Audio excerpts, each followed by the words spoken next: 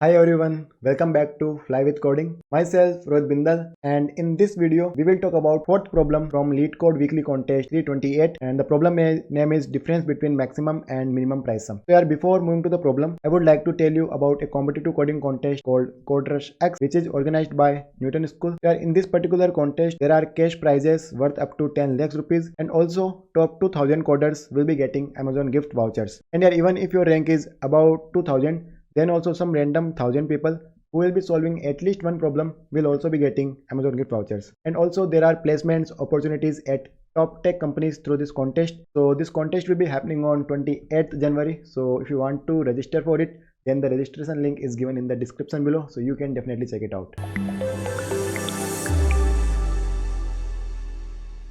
तो यार अब चलते हैं प्रॉब्लम की ओर। तो यार प्रॉब्लम में बेसिकली एक अनरूटेड ट्री दिया हुआ था जिसमें अन नोड्स है और वैल्यूज है 0 to n-1 नोड्स की, राइट। तो यार यहाँ पे टोटल n-1 एजेस दी हुई थी, ठीक है। अब इनिशियल यार बोला कि कोई भी रूट नहीं है, और यार यहाँ पे हर एक नोड है उसकी कुछ ना कुछ एसोसिएटेड प्राइस दी हुई है। फॉर एग्जांपल 2 की 7 है, 1 की 8 है, एंड सो ऑन। और अपन को क्या करना है यार, अगर मैं किसी भी एक नोड को फॉर एग्जाम्पल लेट्स से 3 है, अगर मैं इसको रूट बनाता हूँ तो इसको रूट बनाने की जो कॉस्ट होगी वो क्या होगी कि यार इस पर्टिकुलर नोड से स्टार्ट होने वाले जितने भी पाथ है, अब यार किसी भी एक पर्टिकुलर पाथ का जो प्राइस सम होगा वो क्या होगा। फॉर एग्जांपल अगर 3 to 4 एक पाथ है तो इस पर्टिकुलर पाथ का जो प्राइस सम होगा वो होगा इस पर्टिकुलर पाथ में जो भी नोड्स आ रहे हैं उनकी जो प्राइसेस है उनका सम। फॉर एग्जांपल 3 to 4 एक पाथ है तो इसमें 6 आ रहा है और 10 आ रहा है, तो इस पाथ का जो प्राइस सम होगा 6 + 10 विच इज 16। तो अब यार मैं किसी भी अगर नोड को रूट बना रहा हूँ तो मुझे क्या करना है, वो रूट बनाने की जो कॉस्ट होगी वो होगी इससे स्टार्ट होने वाले जितने भी पाथ है उन सारे पाथ में से मैक्सिमम प्राइस सम वाला path, okay, which is maximum some, and minus ऐसा पाथ जिसका जो प्राइस सम है वो मिनिमम हो। इन दोनों का जो डिफरेंस होगा वो इस नोड को रूट बनाने की कॉस्ट होगी। अब मुझे क्या करना है, सारी इसको बनाने की कुछ कॉस्ट होगी, इसको रूट बनाने की कुछ कॉस्ट होगी, इन सारी कॉस्ट में से जो मैक्सिमम कॉस्ट होगी वो मुझे क्या करना है, रिटर्न करना है। तो यार ये प्रॉब्लम थी, I hope you understood the problem. अब देखते हैं इसको सोल्व कैसे करना है। तो यार इसमें जो सबसे पहली चीज़ है, अगर मैं किसी भी नोड को रूट बना रहा हूँ, फॉर एग्जाम्पल अगर मैं 1 को रूट बना रहा हूँ, जो मिनिमम प्राइस सम वाला पाथ होगा उस पाथ में सिर्फ यही नोड होगा, क्योंकि यार हर एक नोड की जो प्राइसेस है, ठीक है, ये क्वेश्चन में दिया हुआ है कि प्राइसेस जो ग्रेटर देन 0 है। तो अगर मैं इस पर्टिकुलर नोड से स्टार्ट होने में किसी भी अगर पर्टिकुलर नोड को कंसीडर करता हूँ तो डेफिनेटली प्राइस जो बढ़ेगी। पहली यार चीज़ तो यह कि अगर मिनिमम प्राइस सम मुझे देखना सारे पाथ में से, तो यार ऐसा तो वो पाथ जिसमें केवल ये नोड है, राइट, उसी की प्राइस सम जो होगी वो मिनिमम होगी, राइट। तो किसी भी नोड के लिए जो मिनिमम प्राइस सम होगी वो बेसिकली उस नोड का जो भी प्राइस होगा वो होगा।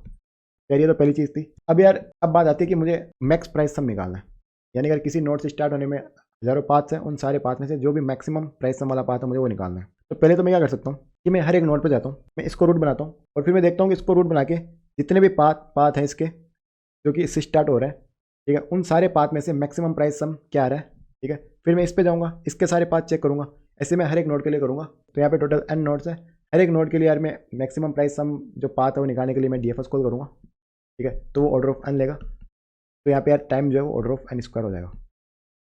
तो यार अब n की वैल्यू जो है 10⁵ तक जा रही है, तो डेफिनेटली ये जो है TL ही देगा। तो यार अब कुछ और बेटर सोचना पड़ेगा। तो यार कुछ नहीं, अब मैं क्या करूँगा, यार यहाँ पे इसकी जैसे कॉस्ट क्या थी 5, इसकी कॉस्ट थी 5, राइट, तो इसको मैं लिख देता हूँ। अब मैं क्या करूँगा, अगर मान लो मैं 0 को रूट मानता हूँ तो 0 से ऐसा पाथ जो 0 से स्टार्ट हो रहा हो जिसकी प्राइस सम मैक्सिमम है वो होगा 0 1 3 4। ये वो पाथ है जो 0 से स्टार्ट हो रहा है जिसकी प्राइस सम जो मैक्सिमम है। अब अगर यार मैं 1 से स्टार्ट करता हूँ तो यार 1 3 4 इस पाथ की जो प्राइस सम होगी मैक्सिमम होगी 1 3 4। अगर मैं 2 से स्टार्ट करता हूँ तो दिया हुआ है 2 1 3 4 जो है वो मैक्सिमम प्राइस सम वाला पाथ होगा। अब यार इसमें तुम ऑब्जर्व कर सकते हो कि यार यहाँ पे मैंने 1 3 4 वाले कॉल्स किए हैं, यहाँ भी सेम कॉल, यहाँ भी सेम कॉल। तो यार आई होप यू अंडरस्टूड कि अब क्या करना है। तो यार कॉल्स जो है बेसिकली रिपीट हो रहा है, राइट, तो मैं यूज करूँगा डायनेमिक प्रोग्रामिंग। जिस कॉल का आंसर निकल चुका होगा उसको मैं स्टोर कर लूँगा, सो दैट वापस अगर उस कॉल को मैं अगर वापस वो कॉल होता है तो मैं उसको कैलकुलेट ना करूँ, जो स्टोर्ड आंसर है वहीं से रिटर्न कर दूँ, राइट। तो अब यहाँ पे क्या होगा कि मैं जाऊँगा 0 से 1, ठीक है, 0 से 1। अब यार इनको स्टोर करने के लिए मैं क्या यूज़ करूँगा, मैं यूज़ करूँगा एक एरे ऑफ मैप्स, ठीक है। एरे ऑफ मैप्स क्यों यूज़ करूँगा, तो उसमें क्या होगा, उस पर्टिकुलर एरे में यहाँ पे n वैल्यूज होगी, बेसिकली n मैप्स होंगे। तो लेट्स से 0 1 2 3 4 5। अभी इसमें क्या होगा कि फॉर एग्जाम्पल 0 पे एक मैप होगा, राइट, 1 पे एक मैप होगा। अब ये 1 पे जो मैप है क्या रिप्रेजेंट करेगा, यार इस फॉर एग्जाम्पल जैसे 1 है तो यहाँ से 1 से 3 एक कॉल होगा, तो 1 से 3 कॉल होगा उसका कुछ आंसर होगा। तो यहाँ पे मैं क्या डालूंगा, इसकी क्या डालूंगा 3, और कुछ इसका कुछ आंसर लेट से x है। तो ये रिप्रेजेंट करेगा कि यार 1 से 3 वाला जो कॉल है उसका आंसर x है। सिमिलरली यार 1 से 2 एक कॉल हो सकता है, तो इसमें मैं एक दूसरी की डालूंगा 2, उसका आंसर डालूंगा भाई। तो आई होप यू अंडरस्टूड कि मैंने जो एरे ऑफ मैप्स है वो क्यों लिया है, राइट। तो बेसिकली मुझे अभी यार मैं स्टोर क्या कर रहा हूँ, बेसिकली मैं हर एक एज का आंसर स्टोर कर रहा हूँ। फॉर एग्जाम्पल मैंने 1 से मैं गया 3 पे, ठीक है, तो यार मैंने ये वाली एज कवर करी। 1 से मैं गया 2 पे, तो मैंने ये वाली एज कवर करी, क्योंकि यार ये यूनिक कॉल्स होंगे। इससे ज़्यादा और कॉल क्या ही हो सकते हैं, मतलब किसी एक नोड से तुम दूसरी नोड पे जाओगे तो डेफिनेटली तुम एक एज ही तो कवर करोगे, इससे ज़्यादा और कॉल इसके अलावा और क्या कॉल हो सकता है, राइट। तो टोटल एजेस है यहाँ पे n-1। अब यार हर एक एज पे 2 पॉसिबिलिटी है। फॉर एग्जाम्पल ये एज है, तो यहाँ से मैं 1 से 2 जा सकता हूँ, 2 से 1 जा सकता हूँ, तो हर एक एज पे 2 डिफरेंट कॉल्स हो सकते हैं, ठीक है। तो टोटल यूनिक कॉल्स कितने होंगे, 2 × n-।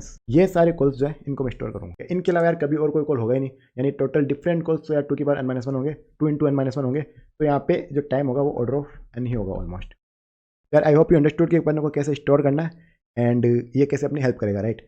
अब मैं देखता हूँ कि लेट से अगर मैं किसी एक नोड पे हूँ ए पे, यहाँ से मैं गया किसी नोड बी पे। अब यार इस ए नोड पे क्या हो सकता है कि बहुत सारे पाथ हो सकते हैं, ठीक है, ऐसे बहुत सारे पाथ हो सकते हैं, राइट। पर लेट से मैं गया बी पे, अब इस बी के आगे भी यार बहुत सारे पाथ हो सकते हैं डेफिनेटली, ऐसे बहुत सारे पाथ हो सकते हैं। तो इस बी, ये बी क्या रिटर्न करेगा, ये बी रिटर्न करेगा इसके आगे जितने भी पाथ्स हैं, इन सारे पाथ में से फॉर एग्जाम्पल इस पाथ का एक प्राइस सम आंसर होगा, इसका एक आंसर होगा, इनमें से जो भी मैक्सिमम प्राइस सम है, ठीक है, मैक्सिमम प्राइस सम है, प्लस इस बी को रूट बनाने में जो प्राइस लगेगी वो price which is price of I, right. ये बी बेसिकली ये वैल्यू रिटर्न करेगा which is maximum price sum among all the paths which are starting at B, plus इसको रूट बनाने की मतलब इसकी जो कॉस्ट है which is price of I, तो ये रिटर्न कर देगा। अब यार इस ए के पास आना, यहाँ से एक आंसर आएगा बी से, ऐसे यहाँ से एक आंसर आएगा, यहाँ से एक आंसर आएगा, तो ये ए के रिटर्न करेगा इन सबका मैक्सिमम आंसर। तो बेसिकली ए के लिए भी सेम चीज़ है कि जितने भी ए से स्टार्ट हो रहे हैं पाथ, उन सारे पाथ में से जो मैक्सिमम प्राइस सम वाला पाथ है वो मैक्सिमम प्राइस सम प्लस इसकी जो प्राइस है, तो ये वो रिटर्न कर देगा। और यार अगर मान लो कोई ऐसा नोट है जिसके आगे कोई पाथ ही नहीं है, तो डेफिनेटली फिर यहाँ पे जो मैक्सिमम प्राइस सम जो उसको मैं इनिशियली जीरो मानूंगा, तो यहाँ पे कोई पाथ नहीं तो जीरो ही रहेगा, तो ये रिटर्न करेगा जीरो प्लस इसकी प्राइस, राइट। तो बस यार आई होप यू अंडरस्टूड, बस इतना ही है। इसमें क्या करना है हर एक, अब मैं क्या करूँगा, कोई भी अगर एक ग्राफ है तो यार पहले मैं इसको रूट मान के देखूंगा। अब इसको रूट मानने के लिए मैं क्या करूँगा, वापस डीएफएस कॉल करूँगा, और अगर कॉल्स पहली बार हो रहे होंगे तो स्टोर कर लूँगा, और अगर कोई कॉल्स पहले हो चुके होंगे तो वहाँ से रिटर्न कर दूंगा। तो यार फिर इसका कुछ आंसर मिलेगा, फिर इसका कुछ आंसर, इसका कुछ आंसर, और सारे आंसर जो होंगे उनके मैक्सिमम, उनमें से जो मैक्सिमम आंसर होगा वो रिटर्न कर दूंगा। और यार अगर मैं किसी भी एक नोड को अगर मैं रूट मानता हूँ तो इसका आंसर क्या होगा, इसका आंसर होगा यार जो भी मुझे मैक्स प्राइस सम मिलेगा, राइट, माइनस इसकी प्राइस जो कि मिनिमम प्राइस सम होगा इस पर्टिकुलर नोड के लिए, राइट।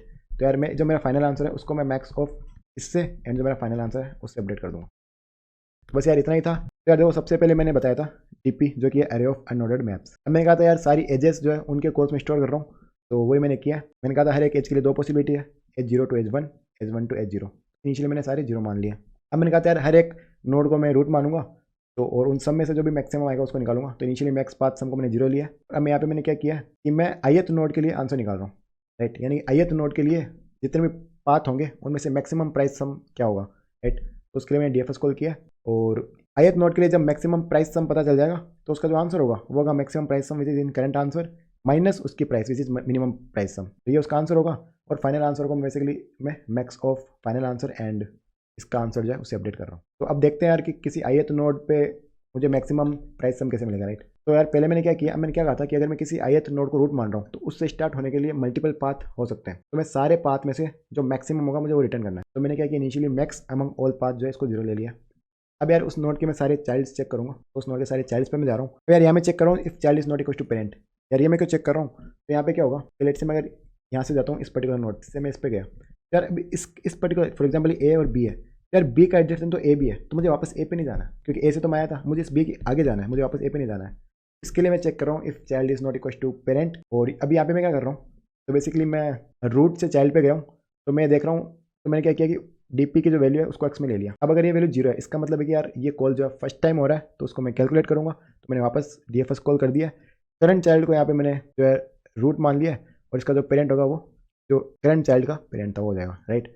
अब यहाँ पे मैंने क्या किया कि इस पर्टिकुलर की मैंने वैल्यू निकालूंगा, और अब इसको भी मैं स्टोर कर लूँगा डीपी ऑफ रूट चाइल्ड में, सो दैट नेक्स्ट टाइम जब इस पर्टिकुलर रूट से मैं चाइल्ड पे आऊँ तो मेरे पास वैल्यू स्टोर रहे, मुझे वापस को कैलकुलेट ना करना पड़े। इसके बाद मैं क्या कर रहा हूँ, अब यार यहाँ पे बेसिकली एक चाइल्ड यानी कि एक जो पाथ है उसका मुझे मैक्सिमम आंसर मिल गया, तो जो मैक्सिमम अमंग ऑल पाथ होगा उसको मैं maximum of max among all path and x इससे अपडेट कर दूंगा।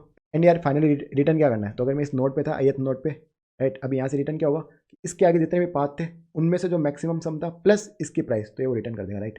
यार इसने बस वही रिटर्न किया। एंड फाइनली ith नोट की भी मुझे मैक्सिमम प्राइस में मिलेगी। सारे नोट्स की चेक कर लूँगा तो मुझे ओवरऑल मैक्सिमम मिल जाएगा। तो बस यार यही थी problem. So I hope you understood it, but if you still have any doubts then you can definitely ask me in comments. I will be more than happy to help you guys, and so I will meet you in the next video very soon. Until then, bye and take care.